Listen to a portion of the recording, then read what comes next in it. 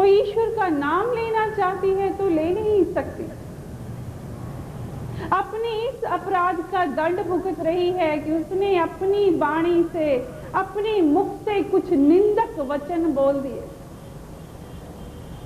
ऐसा अपराध करने का फल वो आज तक भुगत रही थी।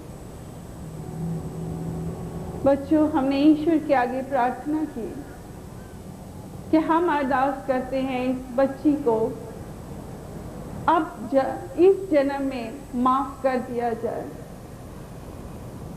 और ये बच्ची ठीक हो जाए। हमने दोबारा सिर पे हाथ रखा, आशीर्वाद दिया, अरदास की और वो बच्ची ठीक हो गई। फिर उसकी वो लीफ की फड़फड़ाहट शुरू नहीं हुई। बच्चों, ये एक उदाहरण नहीं, ऐसे कई अनेकों उदाहरण होंगे। इंसान जब कर्म करता है तो उसे पता नहीं चलता कि वो अपनी जिह्वा से क्या क्या कह गया, किसका मजाक बना गया, किसको क्या कह गया, कितने अपराध कर गया, किसका दिल दुखा गया, उसे नहीं पता चलता। इसीलिए संत जन आकर इस संसार को शीतल और मीठी वाणी बोलने के लिए कहते हैं। बच्चों, वाणी मीठी तब होती है जब उसमें क्रोध ना आए।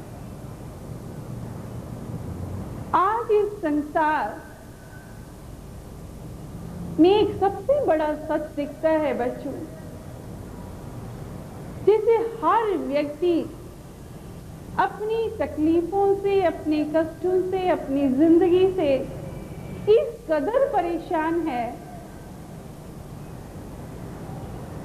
कि उसे क्रोध आ जाए, हर बात पे क्रोध आ जाए। आज अनेकों ऐसे लोग हैं जो आकर हमसे कहते हैं कि माता जी अरदास कीजिए, हमारे घर में कलह बहुत है, इतनी कलह है, इतना झगड़ा है कि पता नहीं लगता कब क्या हो जाए। एक सज्जन आए, उन्होंने बताया कि हमारे घर का ये हाल है माता जी कि हर वक्त ये डर लगा रहता है कहीं किसी का कत्ल या खून ना हो जाए। हर किसी को गुस्सा आता है और गुस्से में ऐसा लगता है जैसे बस अब किसी की जान चली जाएगी। लड़ाई झगड़ा, गाली गलौज, मारपीट तक नौबत आ जाती। बच्चों, ऐसा क्यों हुआ? क्यों लोगों को गुस्सा आने लगा? क्यों ऐसा माहौल हो गया जहां हर इंसान एक तरफ चाहता है कि वो धर्म को अपनाए, मीठा बोले। आकर लोग कहते भी हैं माता जी हमें क्रोध बहुत आता है, आप कृपा कीजिए। मगर हम कहना चाहेंगे क्रोध क्यों आता? क्योंकि हर इंसान के अंदर अहम जिंदा है, अहंकार जिसे कहा गया, मैं जिसे कही गई। आज कोई किसी की बात सह नहीं सकता, आज कोई किसी की बात सुन नहीं सकता। आज हर व्यक्ति ये चाहता है कि सामने वाला हमारी बात सुने, सामने वाला हमें झुक के सलाम करे और हमारी इच्छाओं के अनुरूप कार्य करे।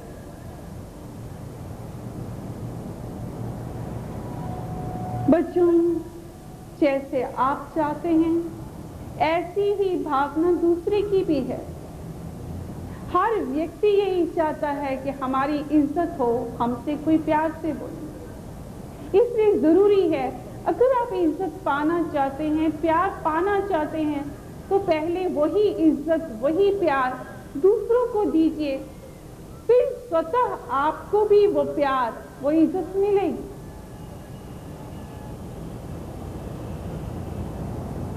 आज लोग बड़े बूढ़ों का बुजुर्गों की इज्जत नहीं करते। ये वही देश है, ये वही वतन है जिसकी संस्कृति एक अनमोल रत्न मानी जाती है, जहां हमारी संस्कृति ने, हमारी सभ्यता ने, हमारी पुस्तकों ने हमें बड़ों की इज्जत करना, उनका मान सम्मान करना सिखाया, उनके साथ आदर के साथ बात करना। लेकिन आज की भाषा क्या हो गई? क्या आप बड़ों को वो मान सम्मान दे सकते हैं, दे पाते हैं? शायद नहीं। आज अगर बड़े थोड़ी सी राय भी दे दें कि बेटा ऐसे नहीं ऐसे करो, तो बुरा लगता है। जानते हैं क्यों? क्योंकि जितनी छोटी जनरेशन है वो पढ़ लिख कर जो क्वालिफिकेशन ग्रहण करती है वो ये मानती है कि हम अधिक पढ़ गए। आज छोटा बच्चा भी बड़ों का कहना नहीं मानता। जो पढ़ जाते हैं वो अपनी राय देने लग जाते हैं। मगर यहां हम कहना चाहेंगे, शिक्षा से नहीं, अनुभव और तजर्बे से ज्ञान हासिल होता है। चाहे आप कितना भी पढ़ जाएं, फिर भी बड़े बड़े हैं, उनके साथ आदर सम्मान और इज्जत से ही पेश आना चाहिए। अगर हर व्यक्ति ये समझ सके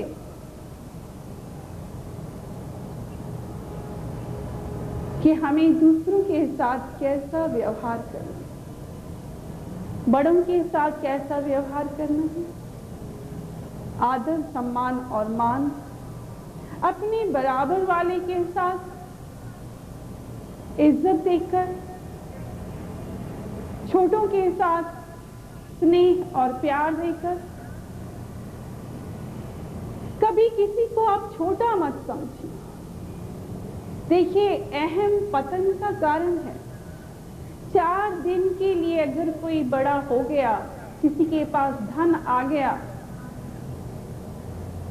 और वो उसका अभिमान करने लग जाए और उसकी भाषा, उसके तेवर बदल जाएं, कि आज उसकी जैसा कोई नहीं।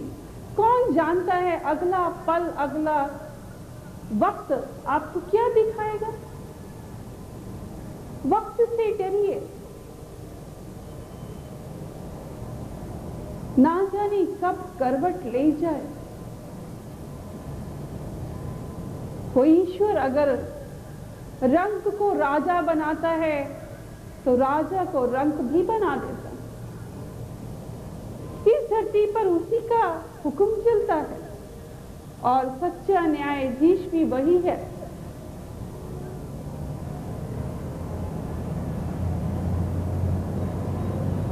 बच्चों, इंसान की बोली और कर्म कब और क्यों बिगड़ जाते हैं? जब वो लोभी हो जाते हैं, यानी कि लोभ।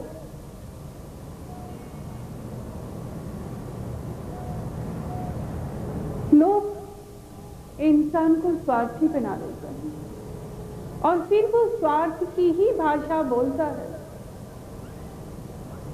ऐसी भाषा जहां उसे अपने भी नजर नहीं आते। कहते हैं एक ही परिवार में, हमारे पास ऐसे बहुत से लोग आते हैं और बताते हैं कि एक ही परिवार में अगर कोई अमीर हो गया और उसी परिवार में कोई गरीब है तो उसकी पूछ नहीं है, उसकी कोई वैल्यू नहीं है, उसकी कोई कदर नहीं। कदर उसकी है उस बच्चे की जिसके पास पैसा है। जो गरीब है उसे कोई कुछ नहीं समझता। ऐसी बहुत सी बेटियां हैं, एक ही माता पिता की जन्म दी हुई बेटी कोई अमीर घर में ब्याही जाती है तो कोई गरीब घर में। ये कर्म और भाग्य का खेल है। किंतु बच्चे तो आप ही की हैं। आप क्यों फर्क करते हैं? अगर वो बच्ची जिसके पास कुछ नहीं है, घर में कोई जलसा या उत्सव होता है तो आपको उसी के आने पर शर्म महसूस होती है क्योंकि आज आपके परिवार में आपका पुत्र एक बड़े ओहदे तक पहुंच चुका है। आप चाहते हैं कि हमारी वो फला बेटी जो गरीब है वो ना आए, क्योंकि आपकी इज्जत पर बट्टा लगेगा, इसलिए आप उसके साथ बेरुखी से बात करते, उसे वो इज्जत सम्मान नहीं देते। आज इस धरती पर ऐसा न्याय क्यों हो रहा है? ऐसी अनेकों कहानियां, ऐसे अनेकों पत्र हमारे पास आते हैं जहां आकर लोग रोते हैं, यहां तक कहते हैं माता जी आप अपने पास रख लीजिए, अपने घर में रख लीजिए। बच्चों, ईश्वर ने हमें मां बनाया, यकीनन आपकी मां बन गए हैं, खुद को समझते हैं, हमने कबूल कर लिया कि हम आपकी मां हैं। लेकिन धर्म का ये फर्स्ट लेसन कि किसी का दिल ना दुखाएं, ये बहुत जरूरी है। बेशक मंदिर मस्जिद तोड़ो, बेशक मंदिर मस्जिद तोड़ो, पर प्यार भरा दिल कदे न तोड़ो। इस दिल में दिलबर रहता, ये वही दिल है जहां परमात्मा निवास करता है, वो परमात्मा मौजूद है। उस परम पिता परमेश्वर को हमने बच्चों इसी घट में पाया।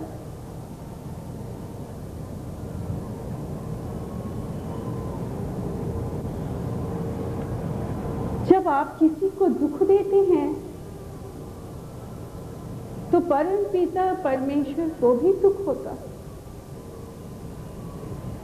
जब आप किसी को रुलाते हैं तो आप परम पिता परमेश्वर को भी रुला रहे हैं।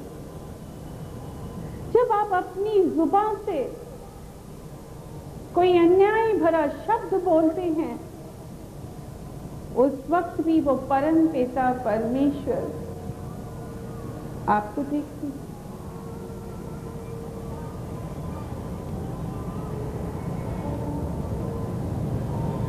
ईश्वर हर पल, हर घड़ी, हर लम्हा आपको देखते हैं, पढ़ते हैं। सच तो ये है, घट घट के अंतर की जानत, भले बुरे की सीध पहचान। उससे कुछ नहीं छुपा, उसे सब मालूम है कि आप लोग के अंधे होकर आपने इस जुबान से कितनों को छला, किस कदर धन कमाया और धन के नशे में किसे छोटा माना और खुद को आप खुदा मान गए।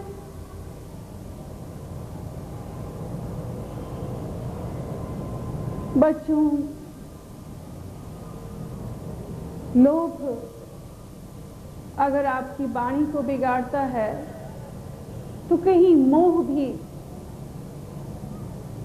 आपको रास्ते से अलग करता है, आपकी भाषा बिगाड़ देता है। और ये मोह है माया नगरी का, चीजों का, साजो सामान का।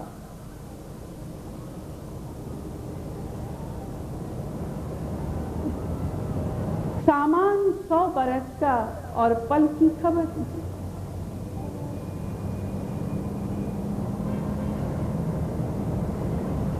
आप सारी जिंदगी माया नगरी के मोह जाल में फंसकर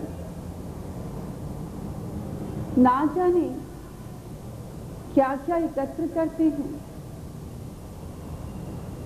कैसे कैसे एकत्र करते हैं। और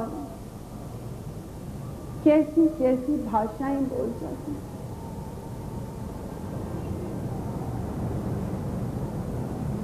सच तो ये है कि यहां आप 4 दिन के मेहमान बन के आए, मोह ऐसा कर बैठते हैं जैसे सारी जिंदगी का ठेका लिखा लिया आपने। सब कुछ आपका है, मेरा मेरा मेरा करते हैं, जहां सब कुछ यही रह जाना। संत जन कहते हैं कि इस संसार को सिर्फ सराय या धर्मशाला समझ के रहें। ये मानिए कि ये सब कुछ उसी का दिया हुआ है, 4 दिन रहना है और चले जाना। मोह पर हम कहना चाहेंगे, हमारे पास बहुत से ऐसे भी शिकायतें आ रही हैं जहां लोग को मोह इतना हो जाता है कि मोह के कारण झगड़े होते हैं। जैसे धन संपत्ति का मोह, अगर जमीन जायदाद या रुपया पैसा किसी माता और पिता का है